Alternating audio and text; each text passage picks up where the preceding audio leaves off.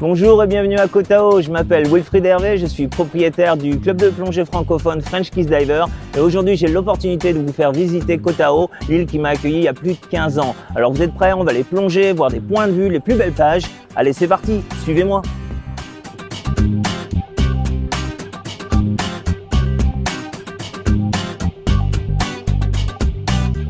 C'est une petite île qui est donc au sud de Bangkok, au milieu du golfe de Thaïlande. Une petite île qui fait donc 3 par 7 km, qui est devenue une île paradisiaque pour les touristes.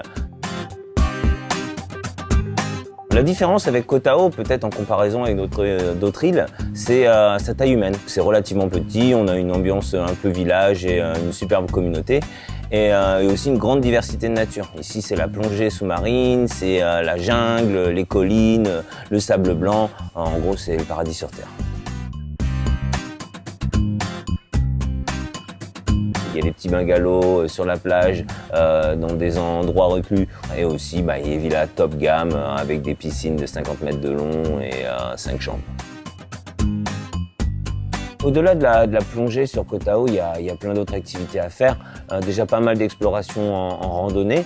Il y a pas mal de sentiers qui ont été développés. Vous pouvez aller sur le point de vue de John Swan par exemple, qui donne une super perspective sur Côte à Eau avec en même temps la vue sur la plage de Shark Bay et de Chalok Bangkao. Vous pouvez aller aussi sur Aolak, qui est une superbe plage où on peut trouver de la profondeur assez facilement pour faire du snorkeling, mais aussi juste pour nager et se détendre en se rafraîchissant. Il y a aussi la plage de Tha Not. L'île de Koh Nang Yuan est souvent utilisée pour représenter Côte à Eau en fait. Koh Nang Yuan, c'est 3 petites îles qui sont reliées par un banc de sable magnifique et avec des points de vue incroyables.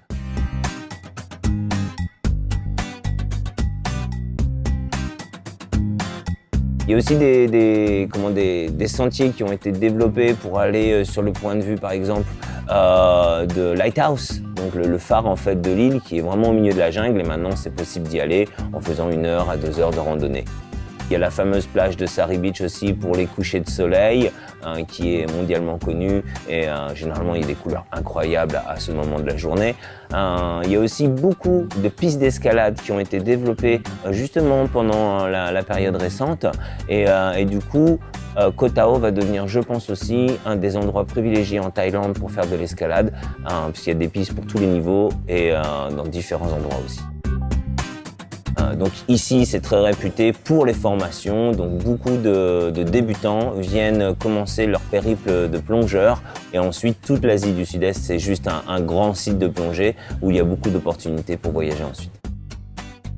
Alors Côte à Eau, c'est surtout réputé pour le requin-baleine. On ne voit pas vraiment toute l'année, mais on le voit surtout entre le mois d'avril et le mois de juin, sachant qu'on peut voir aussi dans d'autres sites les grands bancs de barracuda, les bancs de karang, les bancs de platax.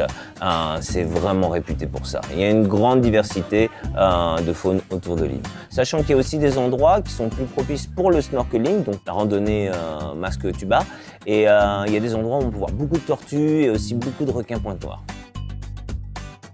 La nature s'est ressourcée, que ce soit au niveau du monde sous-marin, mais aussi au niveau des paysages sur la Terre. Il y a beaucoup de sentiers qui ont été développés, des endroits qui étaient un peu difficiles d'accès avant qui sont devenus plus accessibles du coup, et du coup aussi d'autres activités d'extérieur qui se sont développées.